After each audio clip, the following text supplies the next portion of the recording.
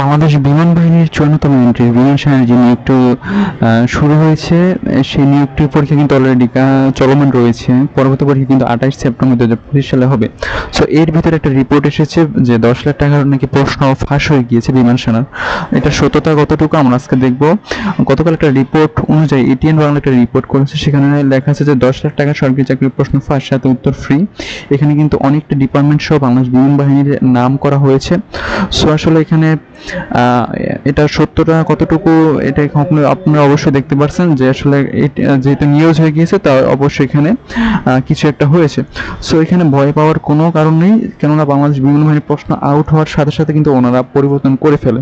ঠিক আছে, এখন আপনারা পরবর্তী পরীক্ষাগুলো যারা দিবেন, তারা কিন্তু নিজের যোগ্যতায় পরীক্ষাগুলো দিতে হবে এবং সম্পূর্ণ প্রশ্ন কিন্তু পরিবর্তন হবে। ঠিক আছে, আইকিউ বলেন, ইংরেজি বলেন, জিকে বলেন, যে প্রশ্নগুলো পরিবর্তন হবে, আমাদের ইউটিউব চ্যানেলে কিন্তু অলরেডি ভিডিও দেওয়া শুরু হয়ে গিয়েছে। আইকিউ ইংলিশ জিকে ইউটিউবে সাবস্ক্রাইব করে পাশে থাকলে আপনার ভিডিওগুলো পেয়ে যাবেন। এবং পাশাপাশি বেসিক নলেজের জন্য আপনারা ইংলিশ গ্রামার মাস্ট বি থাকতে হবে। বেসিক যদি না থাকে আপনি কিন্তু পরীক্ষাতে টিকতে পারবেন না। ঠিক আছে, সো এই ছিল হচ্ছে যে বাংলাদেশ বিমান বাহিনীর প্রশ্ন আউটের ব্যাপারে কিছু তথ্য। তবে এখানে ভয় পাওয়ার কোনোই কারণ নাই, কেননা প্রশ্ন আউটের সাথে সাথে কিন্তু বিমান বাহিনীরা থেকে আপনার হেডকোয়ার্টার থেকে তাদের প্রশ্ন চেঞ্জ করে ফেলে। ঠিক আছে, সো পরবর্তী পরীক্ষা যারা দিবেন তারা কিন্তু নিজের যোগ্যতা দিতে হবে।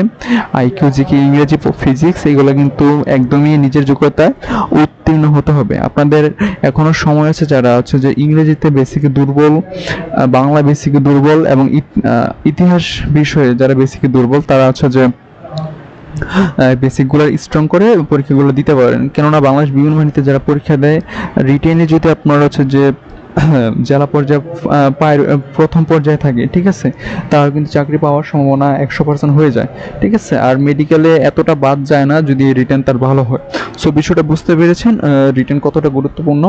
তো রিটেন ভালো করার জন্য আপনারা ইউটিউব থেকে হেল্প নিতে পারেন। ইউটিউবের যে ইংলিশ রুলসগুলো আছে, গ্রামার আর্টিকেলগুলো আছে, এগুলো আপনারা ভালো করে শিখতে পারেন। এবং বাংলার পাশাপাশি হচ্ছে যে আপনার ইতিহাস বিষয়ে, ঠিক আছে, জিকের বিষয়ে আপনারা ভালো দক্ষতা নিতে পারেন। সো এই ছিল আজকের ভিডিও। আসসালামু আলাইকুম রহমতুল্লাহ।